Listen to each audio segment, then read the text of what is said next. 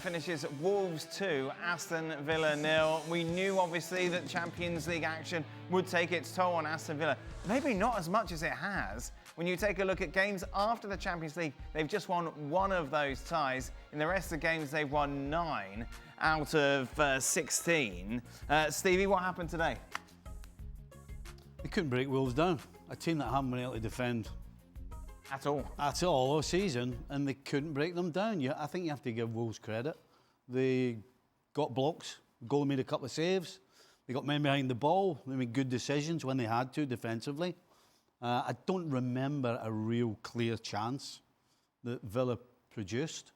Of course, it doesn't help when your only centre-forward leaves the field at half-time. Yep. So I think you've got to chalk this one down to Wolves. Wolves defended for their lives, defended, as I said, unlike the way they have all season, and looked sharp on the break and scored 2, but actually could have had more. Is it fatigue?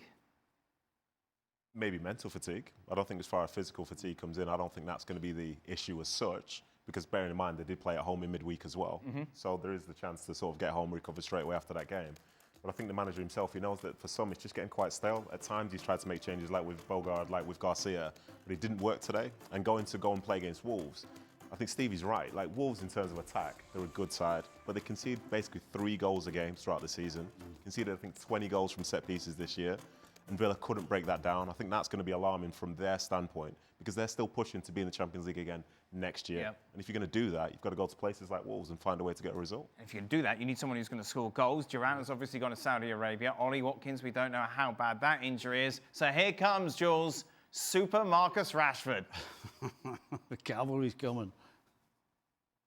What a move this is. I mean, I don't think any of us would have seen this coming a week ago even.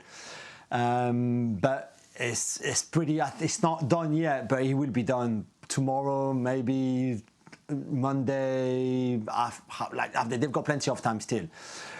I'm not really sure.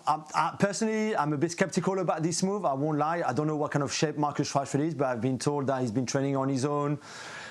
He can't be match fit, that's for sure. He hasn't played for a long time now. I think everything that happened around him in the last month or so, let's put it that way, what Amorim said, his own like mental space, everything, his own position within football club as Manchester United, with his own desire to move on and to go somewhere else, to have a new challenge.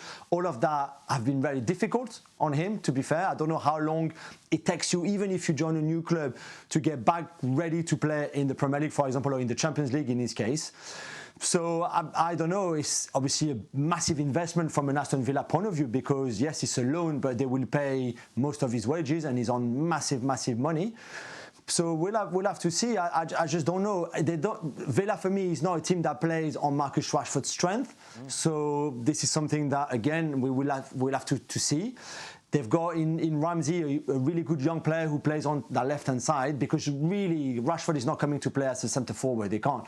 He doesn't like playing there. He's not really. That's not his best position. He's coming there to play on the left-hand side, where Ramsey, who was injured, but he's doing a good job, as we saw against Celtic in the Champions League, for example. So I don't know. I'm a bit sceptical and a bit curious as well to see how all this pans out. Jules says this is going to be a failure, Nedum. Do you agree?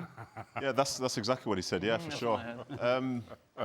I don't know. I think for Rashford, he probably is in a position where if he wants to feel like he's wanted, you know. But I think the fact that he's going to Emery as the manager, Emery's standards will still be the same as Amorim's. So I think he has to change something within himself. And I just find it peculiar that he's just going to go out on loan and then in the summer just go back to United. To Jules's point, as a player, how much time do you need to get match fit, considering what Rashford's gone through over the last couple of months? I think being out for the 6 weeks, or however long it's been, I think it will be an issue. But I don't think it's as bad as, say, missing the first half of the season. He has got football in his legs, right, and he'll want to make a difference. I think the individual training, I don't think it does enough, really, to get you that sharp.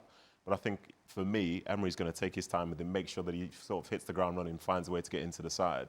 And we'll see some good football from him. But, again, it's just a really peculiar move, in my opinion. Jules used the phrase skeptical but curious, and I'll echo that. Listen, I think Marcus Rashford is an incredible footballer, but I felt a move somewhere else, completely away from England, might just serve him better. Some of the frustrations that he's endured.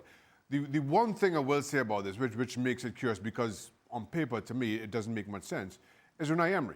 And given the Villa team that he took over and how he was able to turn that around without kind of wholesale changes, certainly not to start with, makes me believe in Unai Emery's ability to get the best out of underperforming players. And there's no question Marcus Rashford right now is an underperforming player, which is why I'm trending more curious than skeptical. Oh, I like curious, Shaka. What are you, Stevie? Curious or skeptical? It's an expensive gamble is what it is.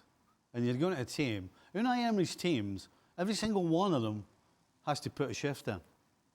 So we've been sat here for how many years, last couple of years at least, whilst Marcus Rashford has done nothing, talking about what he gives to the team when he's not on the ball, which has been zero. And he's going to a team that expects every single one to do his stuff. And the fact that Watkins is now injured, and we don't know how bad or how slight it may be, he's maybe going to have to play centre forward, which he doesn't want to do. So that's not a great start either. They've got to hope that new surroundings, new voice, just kicks things into gear. But it's an expensive gamble, big time.